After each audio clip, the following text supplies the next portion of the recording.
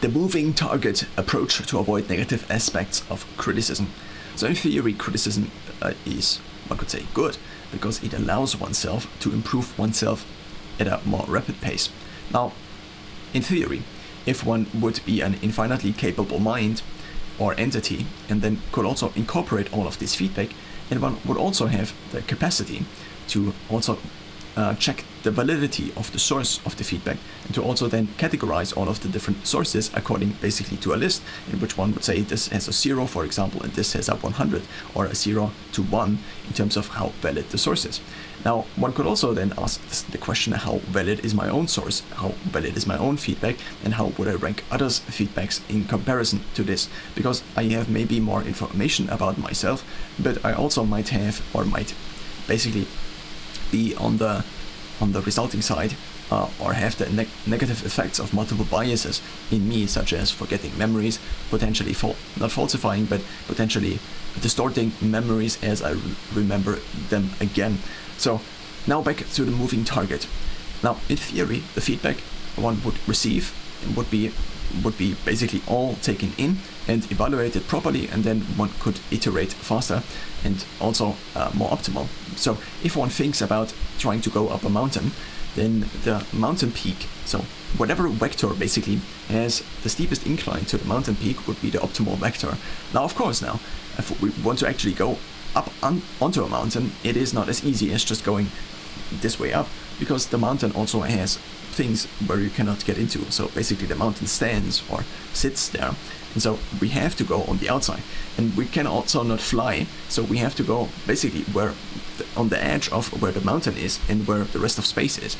So, and then we also have to find a path basically through this. So the vector in every situation actually is not one vector, so not a three-dimensional vector in this case, but it is mostly then a vector which constantly changes because the path constantly changes. So if you think about going actually up a mountain, then the path you actually are taking, if you are standing like this, then the vector is usually maybe pointing upwards, but it might also sometimes point downwards. And so finding this vector at any given point in time is then kind of analogy for finding basically the optimal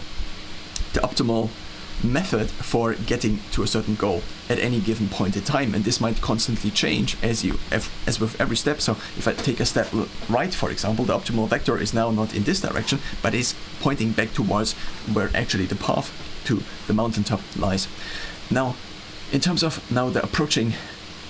this, so first of all, we have the criticism, and the problem that infinite criticism is probably not something that we can process, or I can process in this regard. Now, the moving target is kind of a bypass to this infinite criticism thing. Now, the criticism is actually pointed, one could say, towards a certain entity. Now, as one moves forward in time, and now that's different from the mountaintop analogy, as one moves forward in time, one is always kind of, one could say, one is one version of a person. And so one is never kind of the same person, even though, so it is kind of similar to this. So, and Richard Dawkins wrote a book, I think it is The Wonder of something, I can't remember, The Wonder of the World or something like this. I listened to it a couple of days ago. And now in there, he described that similar to how we, basically, a baby doesn't turn into an adult, or a baby doesn't turn into a child, into a teenager, but it's a gradual process. The baby does never wake up one day and then it's a child. It basically was a child already kind of before, maybe just 0.1% less the day before. And so there is never really a period where we can say, yeah, well, here. And he also has this analogy of, I think it was a 3-mile long stack of papers with photographs, and these photographs basically are always the parents. And so if I think of myself, or if one takes a current human, then I think the stack would be 3 miles long, where then the ancestor or the last parent is a fish, which was also quite a nice analogy. I'm not entirely sure if the 3 miles were referencing the entire stack, or if this then was something else, but I think it was in there along this line.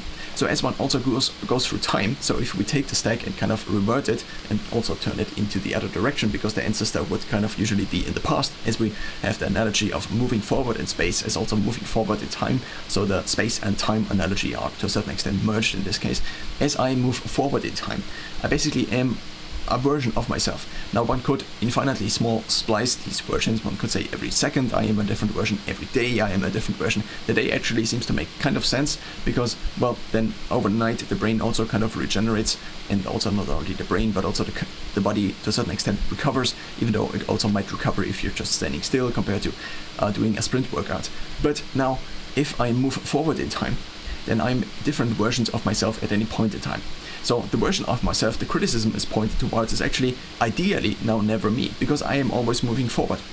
But this is only true if I also kind of think that I'm moving forward, because it seems to be the case that to a certain extent one could, at least now in my frame of thinking, or at least also in my experience, if I don't think I'm moving forward in time, and this could be to a certain extent kind of related to the feeling of dopamine, but if I think I'm moving forward in time, and then I receive criticism, then now the ideal scenario is like this.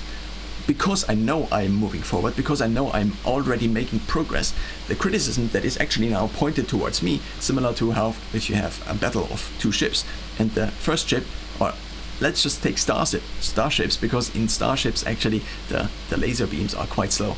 So if somebody shoots at me, of course they would be light speed, but in the movies they are not light speed, so you can kind of still see them how they fly. So if I am basically here, and then a starship thinks that I am here, and then it shoots basically the criticism analogy, at me, but I am moving forward in time because I'm progressing, or at least I think I am progressing, then I think I can deal better with criticism because it doesn't hit me. It hits basically past versions of myself that actually kind of, to a certain extent, do exist, but also they are moving with myself into the future because I am one organic entity that has a certain only a certain space, which in basically all the things are happening, and the past is just a memory, so it actually doesn't hit me that much if I am moving forward in space.